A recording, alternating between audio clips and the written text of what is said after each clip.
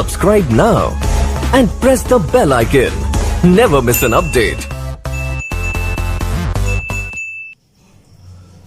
सुप्रभात बच्चों, अभी तक मैंने आपको व्याकरण से संबंधित जो जानकारियां थी उसे मैं दिया वर्ग में। आज मैं आपको सबसे पहले तो ये जो हिंदी पाठ्य पुस्तक है वसंत, इनमें पहला पाठ जो था वह मैं पहले पढ़ा चुका हूँ। आज मैं दूसरा पाठ आपको समझाने जा रहा हूँ कि दूसरा पाठ जो है आपके हिंदी वसंत पाठ्य पुस्तक में, उनका शीर्षक है दादी माँ। अब दादी माँ कहानी के लेखक हैं शिव प्रसाद सिंह।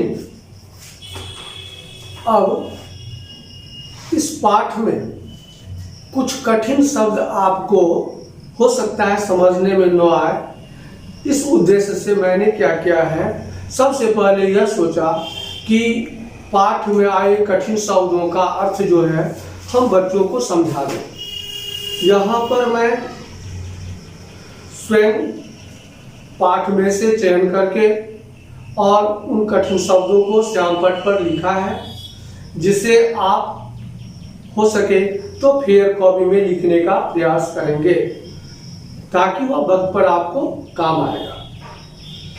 अब है कि कठिन शब्दों में हो सकता है यह मेरे लिए कठिन शब्द है, आपके लिए कुछ और भी कठिन शब्द हो सकता है कि आपको मालूम पड़े पढ़ने के बाद दादी माँ कहानी को।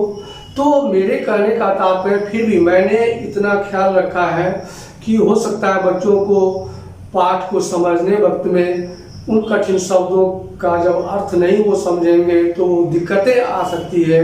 इसीलिए मैं आपको सबसे पहले कठिन शब्द को चुन करके श्यामपट्ट पर लिखकर उनका अर्थ आज मैं समझाने जा रहा हूँ। यहाँ है वर्ग 7 के लिए विषय हिंदी पाठ 2, कठिन शब्दों के अर्थ लिखे हैं हमने, आप देख लीजिए इसको। जरासी। अब यहाँ पर जरासी शब्द का अर्थ है थोड़ी।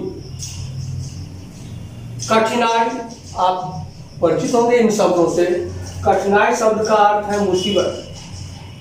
अनमना यानी क्या, जैसे आप कोई काम करने लगते हैं और आपका मन नहीं लगता है उस काम में, यानी कि आप ऐसा अनुभव करते हैं कि अनमना सा महसूस हो रहा है, तो अनमना मन एक जगह न लगना। शुभ चिंतक, कहते हैं कभी कभी कि वे आपके शुभ चिंतक हैं, यानी क्या आपके बारे में अच्छा हमेशा सोचते हैं। शुभ चिंतक का वही काम होता है कि किन्हीं दूसरों के बारे में भी अच्छा सोच रखना। तो यहाँ अच्छा चाहने वाला शुभ चिंतक। शरद, सर्दी। ज्वार, जैसे हम कहते हैं इन्हें ज्वार हो गया है, ज्वार का अर्थ बुखार से है, यानी क्या ज्वार का अर्थ क्या हुआ, बुखार। अब सद्य कहते हैं अभी अभी, सद्य शब्द से तात्पर्य है उसका अर्थ अभी अभी। अदृश्य, अदृश्य शब्द से आप पहले भी परिचित होंगे। अदृश्य जो दिखाई न दे, यानी कुछ इस तरह की जो बातें हैं वह हम ऐसा अनुभव करते हैं कि यह कुछ चीजें अदृश्य हैं जिसे हम देखते नहीं हैं, तो अदृश्य से तात्पर्य है जो दिखाई न दे। अब शीतलता, शीतलता का ठंड। पुनेन, आप पाठ जब पढ़ना शुरू करेंगे तो पुनेन शब्द आएगा। पुनेन दवाई का नाम है, यानी एक प्रकार का दवाई का नाम पुनेन। अब है मलेरिया, इन शब्दों से भी आप परिचित होंगे पहले से। जैसे कहते हैं इन्हें मलेरिया बुखार हो गया है, मलेरिया एक प्रकार का बीमारी है, बीमारी का नाम है। अब है विलंब, कभी कभी आपको कहते हैं बच्चों तुम्हें आने में विलंब क्यों हो गया, आपका इसका अर्थ होता है देरी। अब ना रगड़ना, आप किसी काम को करने के लिए आप बहुत ज़्यादा प्रयास करते हैं, यानी किसी का खुशामद करते रहते हैं कि ये काम किसी तरह से मेरा हो जाए, तो बच्चों यहाँ पर नाक रगड़ना का अर्थ हो जाएगा खुशामद करना। अब है निस्तार। निस्तार शब्द का अर्थ होता है छुटकारा, यानी क्या, उन्हें इस काम से छुटकारा मिल गया। यानी कहने का तात्पर्य निस्तार का अर्थ क्या हो गया, छुटकारा। अप्रिय, जो प्रिय ना लगे। अप्रिय से क्या तात्पर्य है, उपसर्ग का काम करता है, प्रिय से पहले लग गया, यानी क्या अप्रिय है। तो अप्रिय शब्द का अर्थ हो गया अच्छा न लगने वाला, यानी जो आपको अच्छा न लगे। अब है पार्ट। पार्ट मतलब होता है रोल।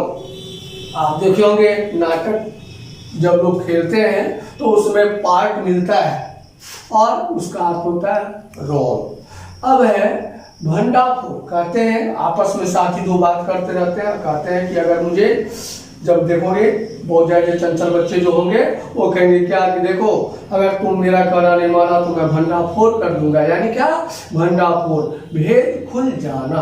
अब है स्नेह। जैसे देखते हो माँ कितना बच्चों के लिए स्नेह देती है, तो स्नेह शब्द यानी क्या, प्यार। अब है वात्या चक्र। वात्या चक्र का अर्थ होता है वायु चक्र। क्या होता है ये, वायु चक्र को ही हम कहेंगे वात्या चक्र।